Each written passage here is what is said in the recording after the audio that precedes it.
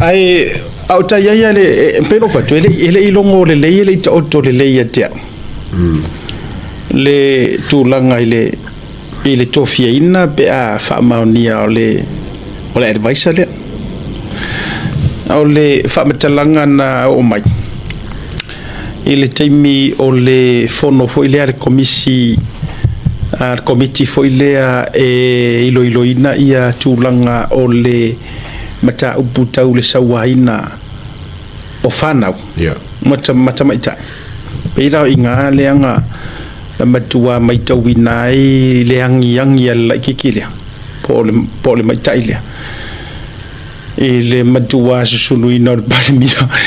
ya susungu ko is masimingi skaya fo isala vai ka ko wi ei susungu ko ai maranga susungu ko ai makanga ka faste ringi fa ilonga ta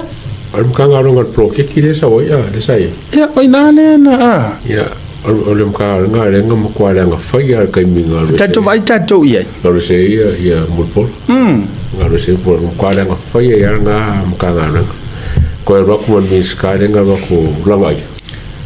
ya wa kili nga lenga a fa ila nga lenga mo kanga lenga le ongo ia wa le sanga o mia le bongo fa nga fa ko as an advisor ele la fa ngoranga oh yeah we to be honest not so much o tele o le lifatele fa pa mea intentional il mingiska whether possible fia mingiska pele o si la fia ele ole ai etate fa ya tu fo ile le ya ita o tu ainga tangata nei walanga fa maungia o tu ainga tangata nei e matua mai mau a joli taimi ai o te leilo o kaka a lope fo ilangi nei atawa me tonu ai tawo a lope tau fa valia ai fia e tau sami ma tau mafainu le sua ma ai le ano tulo o tupe al malora kongi so o loko ai kau fa leanga ai bea ma fai ya le a mionga leanga le ai fa lolo ai o foi langa le suma die ma wor ko kongi le leima a tongi tamaya lunga jor var surwa fe il to sanga var suru ai sela pe over to foi eleila se faku ele se loko tu lo ena no te fai tu talande ele se fatu ele se loto agua foi anga ke lela se faku ke lele loko ma vai e ke fiaru la advice kulowa tulowa le peno e te fiaru la advice le malo na te aru mala lau valia fakoi o te ofola ya o ilo le ma o te ofo ya o ilo le io ma lo le fainga ma lo manamia ya ai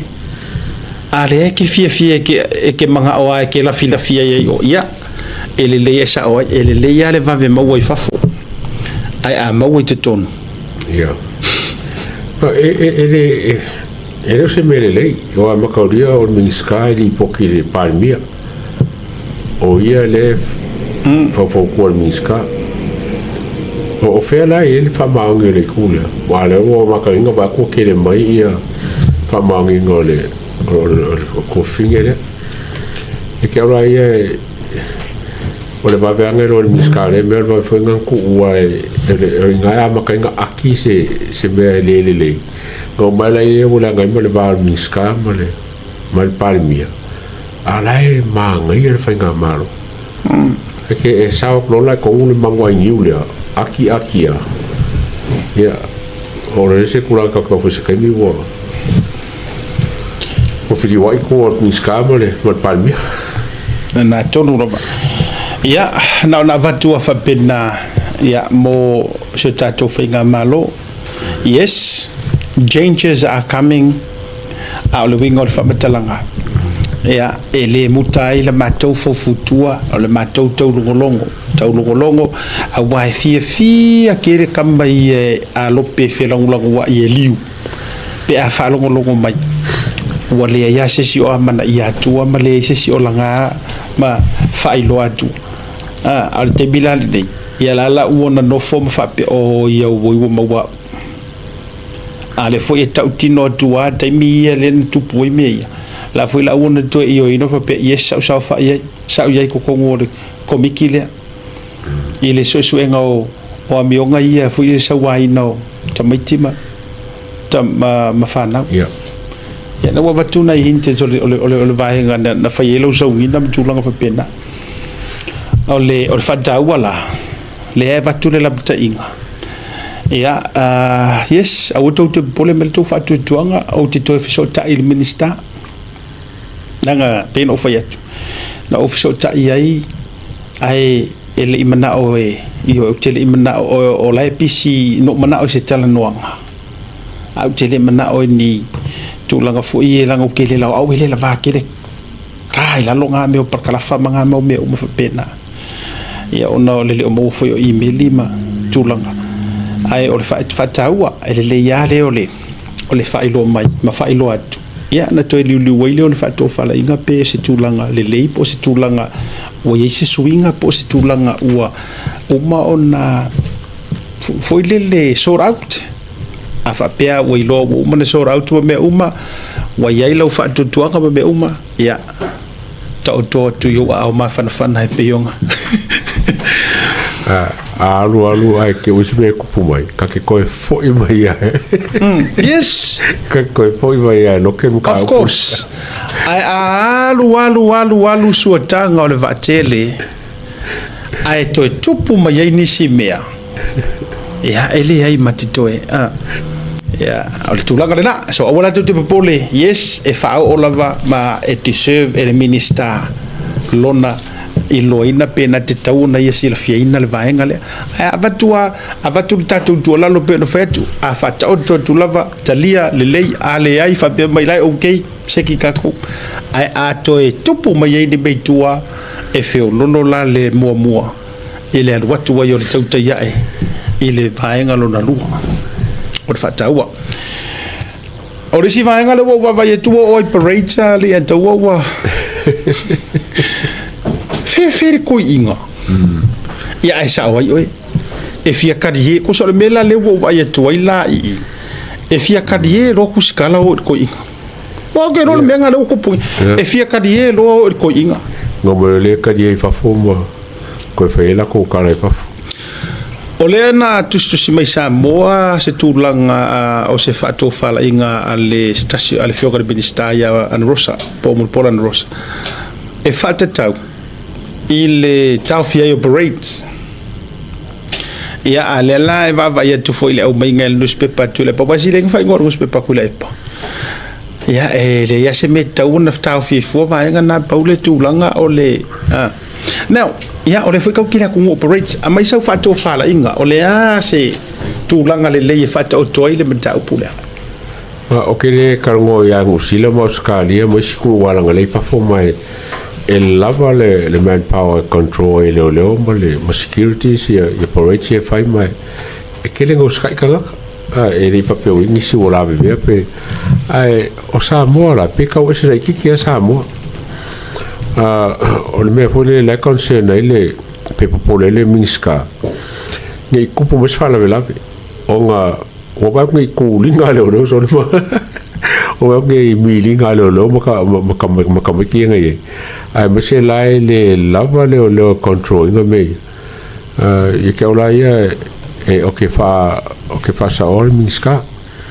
ma ngala le ave on mala ku ave o I funga ko ngai bako pe ave o pe park e fa se me onga e ngaka ba I ki o wala I samo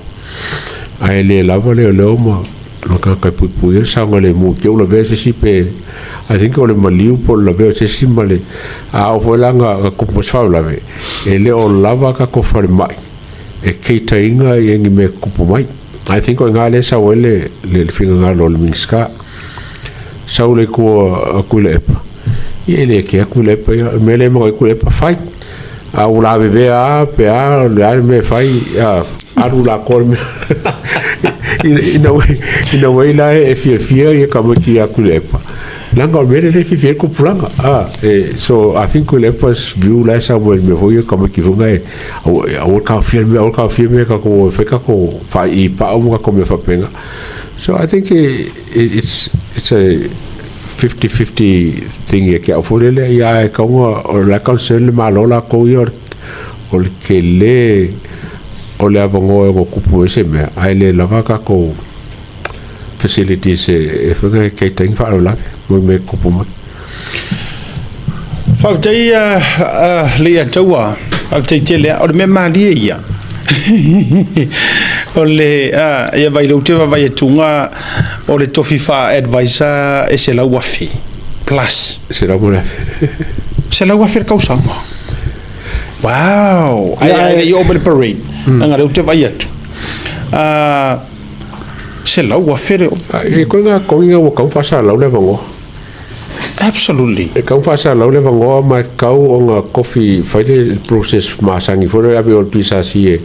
wha interview e masue kai e anga waa mo le kofinga le o koe ngā mera o koe ngā loopholes la iki e ongo upu ia il malo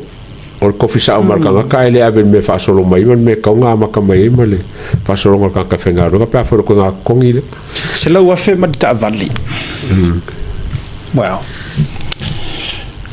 ama to fa tu tuanga o ke poli a fu ke o le fa tu tuanga ta o to le malo ma tu yo fa tu ina la to process however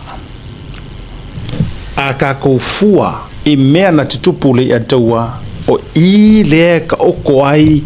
le popolenga